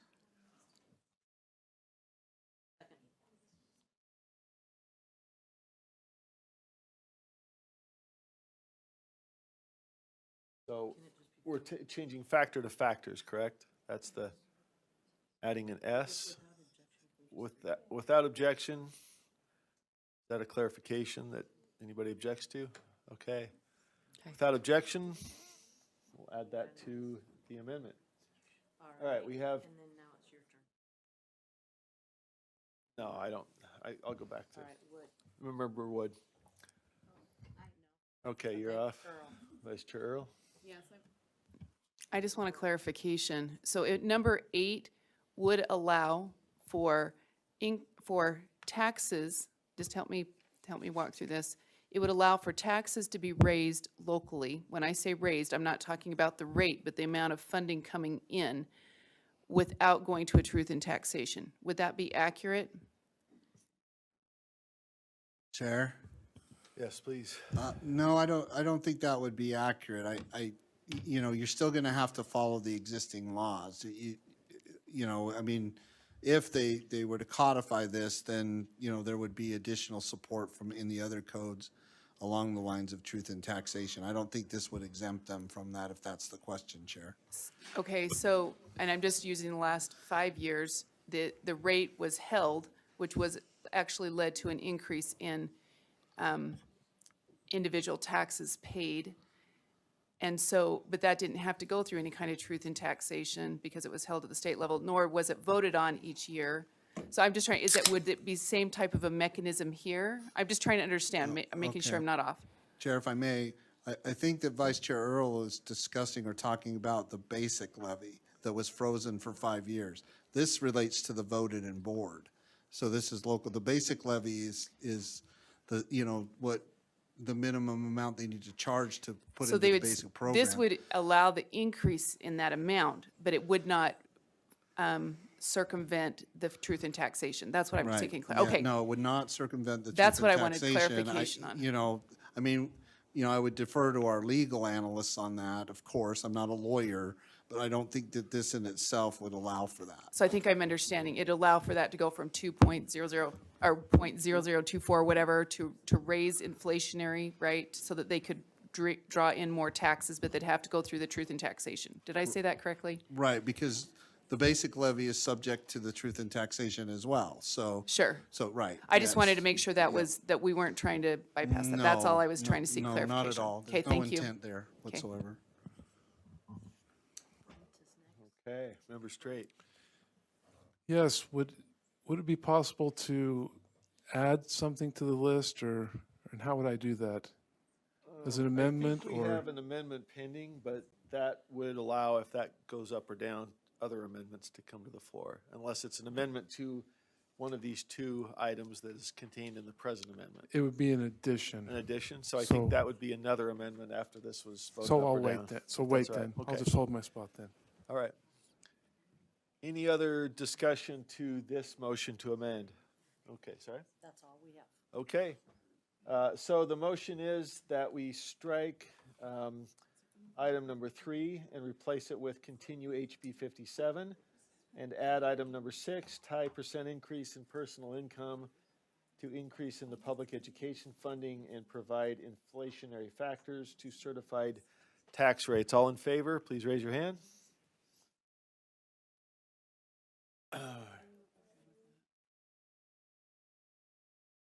Member Earl? I did. Okay, that appears to be unanimous?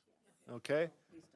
So those amendments go into the underlying motion. The floor is open for, I'm sorry?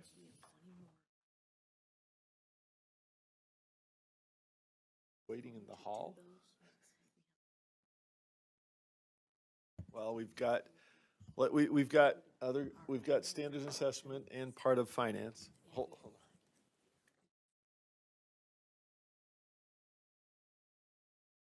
Okay.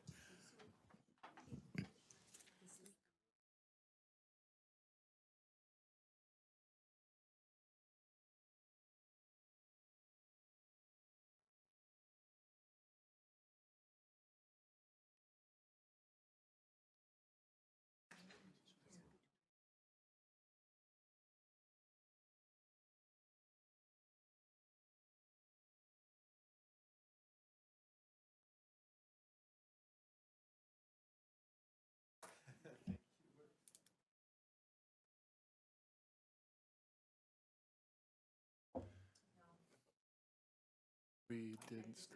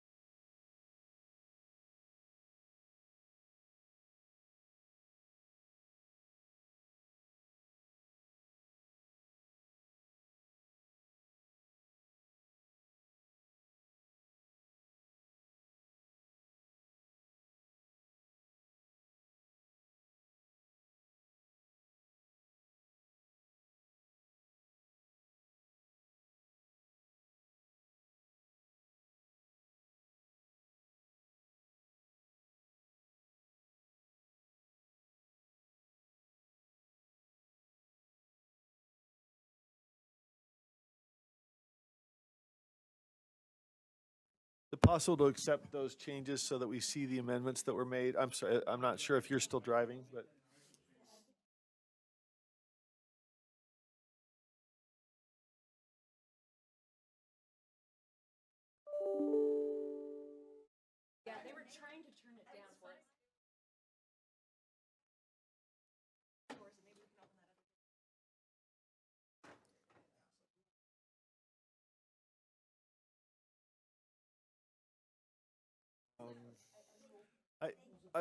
Well, let's see. Hold on. I had an amendment. I think Member Straight. Did you have an amendment? You're up. Yeah. We're Okay. good then?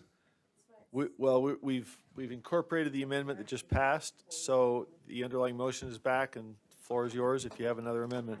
Yes. I would like to add number 7, that any expansion of House Bill 215 above and beyond the yearly inflation adjustment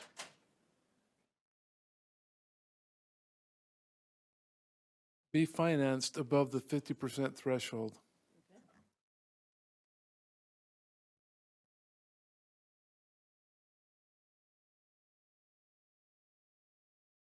Does that make sense? Is there a second? And then we can speak to the. Not.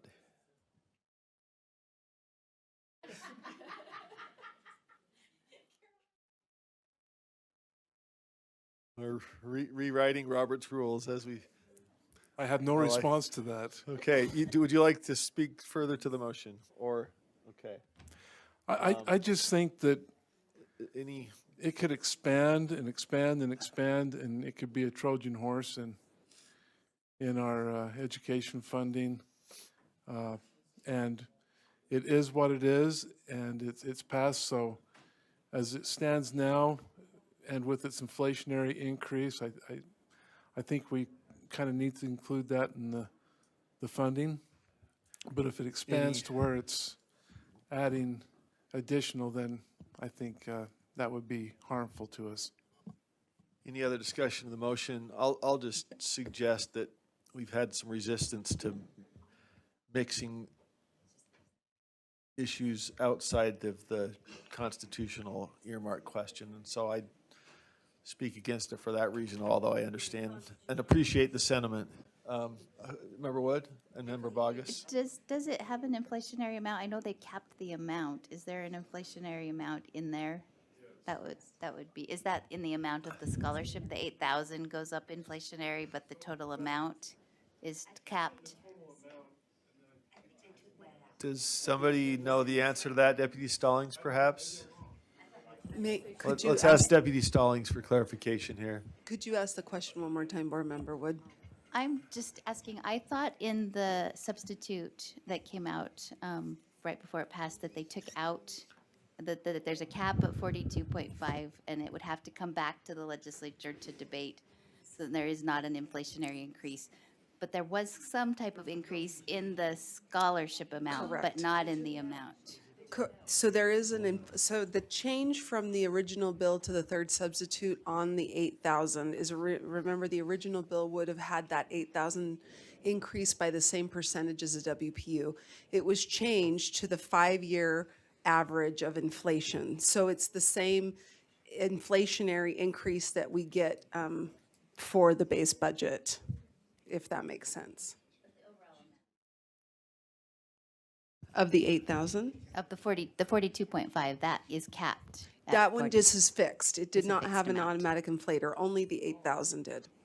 So within the 42.5, any student could have an inflation accelerator until it hit the cap. Is that?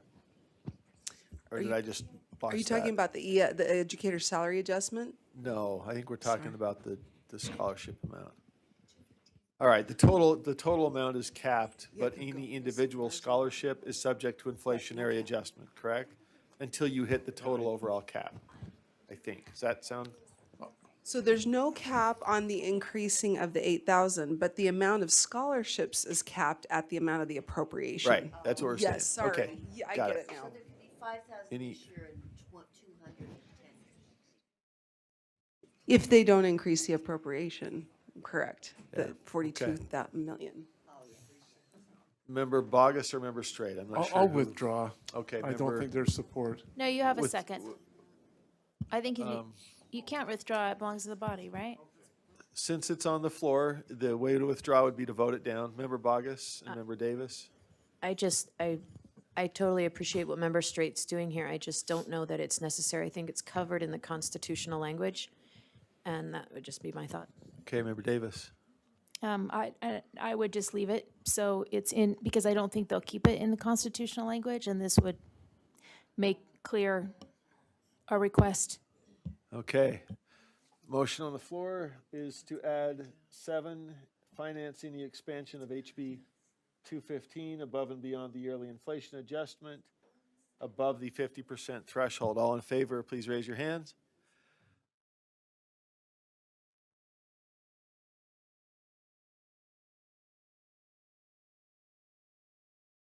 Six in favor, that motion fails. Thank you. Back to, I have one amendment that I'll put out because it came from a stakeholder, and it would be to number 4, I believe. And to reallocate any decline in the number of WPU into the value, into increasing the value of the WPU. See if you can make any sense out of that. Correct. At the end of, it says and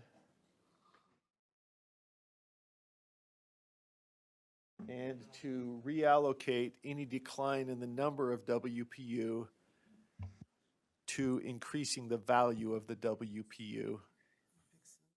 Does that make sense? Sense to me.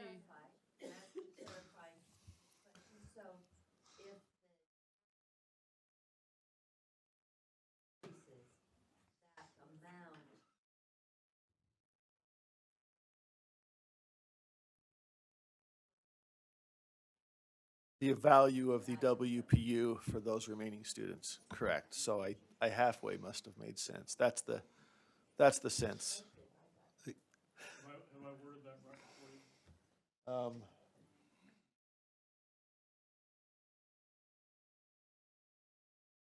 I think you captured it. Yeah. All right. Chair? That's from a member of the working group that's been talking to this. So I'm open. I don't know if there's a second though. So it's out there. Chair? There's a second. Yes, Member Straight. no. Yeah, Or is it Deputy Jones? Either. Well, so Chair, not to derail this, but I do need to go back and clarify something I said to Vice Chair Earl. So that idea did come from the field, and the idea is that would get rid of truth in taxation. So that's my misunderstanding of that. That idea came from the field, so I need to clarify that with her and set that record straight. We're talking back on number 6, You're right? right, number Not my 6. amendment. Okay. Right, All right. Okay, gotcha. Member Straight, did you have a comment to the amendment? Yes, so would that also include add-ons? So if you have a special ed student, it would varying degrees, there's actually add-ons of WPU in regards to different, so, or is it a single WPU for a single student, or is it very based on what the school loses? I think it would, I mean, perhaps it would better say to reallocate any decline in funding due to a Well, decline in the number of WPU due to a declining number of WPUs. I don't know that we need to define that, honestly. This might get the concept out there. So that, I think that states sufficiently for me the concept, and there might be. All right, we have a second. Any discussion to the motion? yeah, I guess any discussion on the motion to amend? Okay, all in favor, please raise your hand.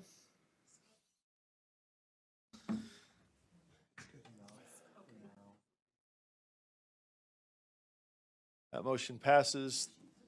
14, okay, that motion passes unanimously. Thank you. Any other discussion to the underlying motion as it has been amended?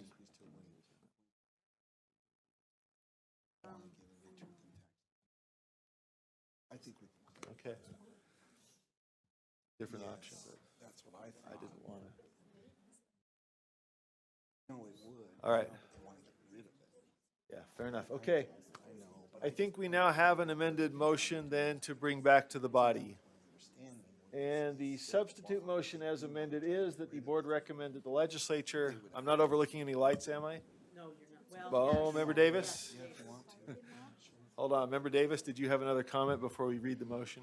Yeah, well, I just want to clarify something, that the truth in taxation is currently required in law, but that our LEAs will likely ask for that to change if it gets tied to the certified tax rate, but it's currently required. Got it, okay. But that's not what we're asking, we're just asking that it be tied right now. Got it, okay, understood. All right, so the substitute motion as amended is that the board recommended the legislature, one, provide a WPU value of $6,000 or more per student by the fiscal year 2027. Two, fund at least a 6% increase to the value of the WPU during times of economic growth before increasing funding to any other subcommittee budget or line item education appropriation. Three, continue HB 357. Four, set aside sufficient funds per year to ensure sustainment of public education funding to prior year funding levels for up to 5 years when there are periods of recession, negative growth, and/or declines in personal income averages, and to reallocate any decline in the number of WPU to the value of the WPU. Restrict the number of public education bills in each session by setting an early deadline for public education bills, or by limiting the number allowed to be reviewed and prioritize WP funding over grants and line item appropriations. 6, tie percent increase in personal income to increase in the public education funding, and provide inflationary factors to certified tax rates.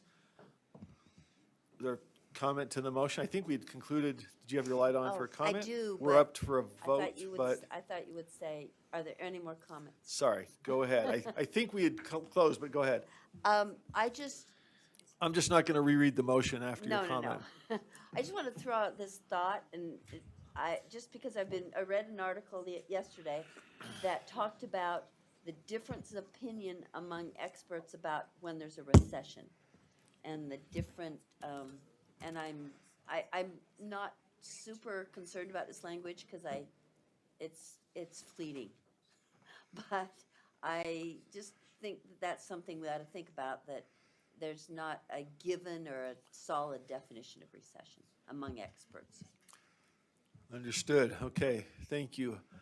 All in favor of the motion, please raise Wait, your, I have a speak to sorry, the motion. Member Davis? Okay, we had closed comment, but I'm sorry. This is the we'll whole reopen. motion, right here? Yes, I yeah, just, we I had- just want to say, for public record, that I do not take lightly removing any link for education to the growing income tax fund.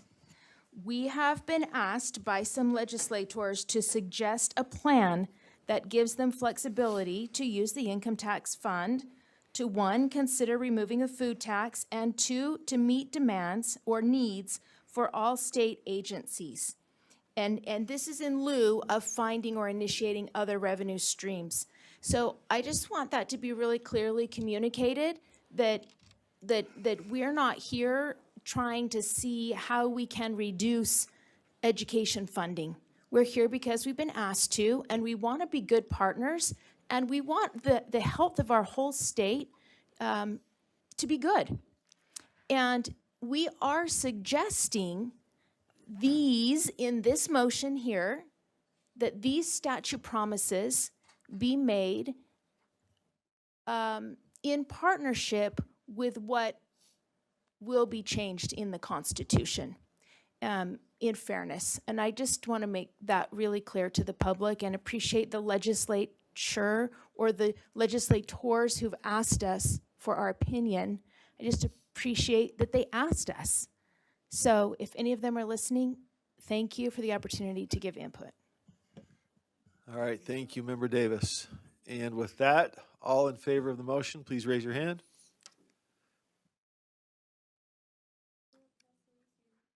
That passes unanimously. So, thank you for the discussion and the input. And we will continue to represent the will of the body in those discussions. We're going to try to shake up the schedule a little bit. We've checked with our parliamentarian and council, and what's the word? We go to the rest of finance? We're going to, So we still have, financial literacy, so the guests can leave. okay, and then back to We're finance, going to move executive to tomorrow. and finish the rest of finance. Yes. And then finish after the. Right, so after we'll the go to Financial literacy standard. Yes. Executive will be tomorrow. We'll go tomorrow. Yes. Okay. So what we're looking at is going to standards and assessment. We have staff members that are here with us that we want to respect their time. It's already 9 o'clock. We apologize. We will delay then the completion of finance, the part that's not related to the constitutional earmark discussion.